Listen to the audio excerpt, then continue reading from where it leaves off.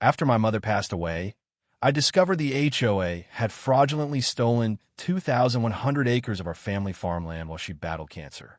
But they had no clue I controlled the region's entire power grid as Northeast Power Supervisor. What would you do with that kind of leverage against people who robbed your dying mother's legacy?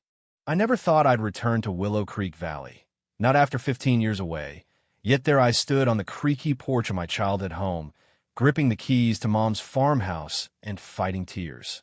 "It's yours now," said Mr. Carter, Mom's old attorney, handing me a thick folder. "All 2,100 acres of Bennett family farmland, just as your mother intended. Generations of history right here." The wind swept across the cornfields, bending stalks as if bowing respectfully. Mom had fiercely maintained this farm, even while battling cancer. My fingers brushed the worn railing she'd repainted blue each spring without fail. My phone buzzed. Work again. As regional supervisor for Northeast Power Authority, my bosses were displeased with my emergency leave. But with Mom gone, handling her affairs was my responsibility.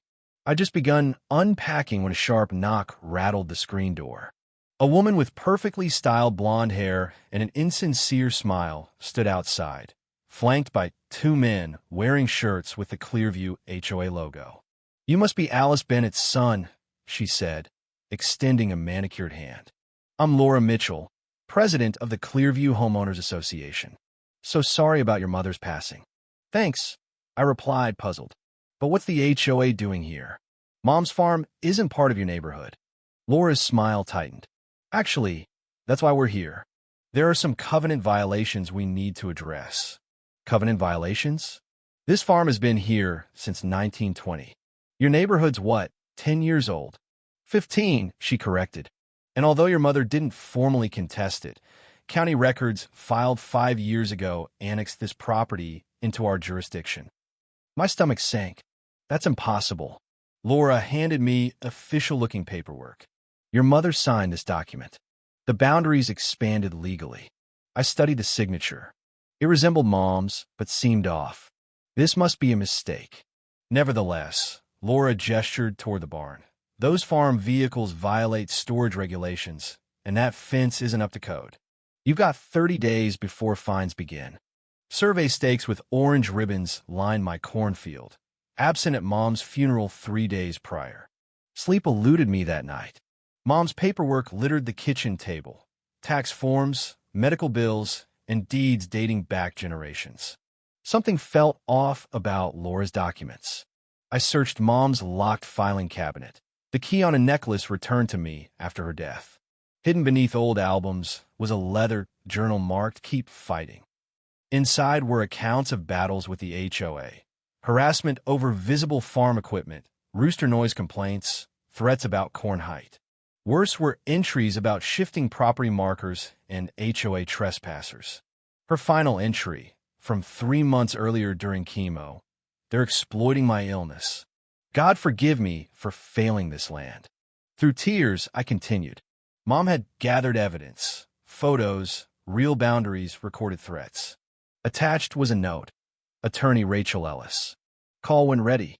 Outside, a car cruised by slowly, headlights off, Laura Mitchell photographing the property from a Mercedes. I compared Mom's authentic signatures to those on HOA documents. They were clearly forged. "This is criminal," said Rachel Ellis, examining Mom's journal and papers. "Those signatures don't match. Look, this one's from when your mom was hospitalized. She couldn't sign anything that day." "What now?" "File fraud charges," she said firmly. "But Clearview HOA has deep pockets. Laura's husband, Greg, sits on the zoning board. This won't be easy." A work emergency called me away. Power outage in Sector 7. Driving home, I saw Steve Langley, HOA treasurer, installing no trespassing signs 50 feet inside my cornfield. "What are you doing?" I demanded. "Making hua baodadi." "Meeting tonight about developing here. This is Bennett land." "Not anymore," he smirked. "Check county records." Enraged but composed, I replied, "Those documents are fraudulent." "Prove it," Steve challenged. "We break ground next week. At the county office, Mrs.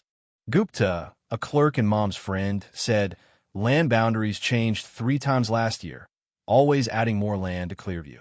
Your mom was too sick to respond. Who made the changes? Greg Mitchell, she whispered, handing me copied files. That evening, Laura emailed development plans, Clearview Estates, luxury homes to replace our eastern fields, beginning in 5 days. But as Northeast Power Supervisor, I noticed their plans lacked necessary grid capacity. And who controlled grid approvals? Me. Laura called, complaining about fence regulations. Actually, I interrupted. Let's discuss fraudulent land claims.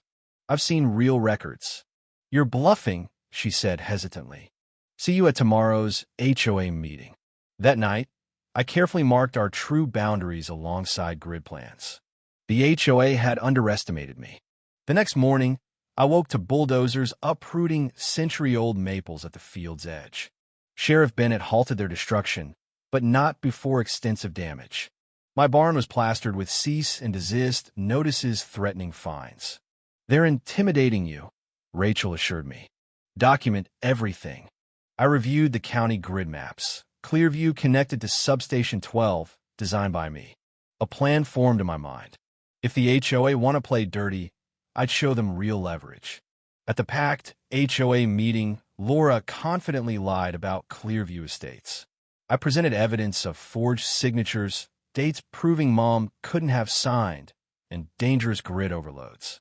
The shocked audience supported halting construction. Humiliated, Laura retaliated.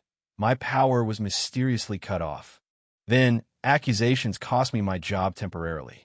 Armed guards and bulldozers invaded my farm under an emergency court order signed by Laura's uncle, Judge Harper. Hiding in Mom's storm cellar, I found hidden documents proving our permanent power authority over Clearview's electricity, dating back to 1952. Mom's final plan. In court, presenting this evidence stunned the HOA. Criminal investigations followed.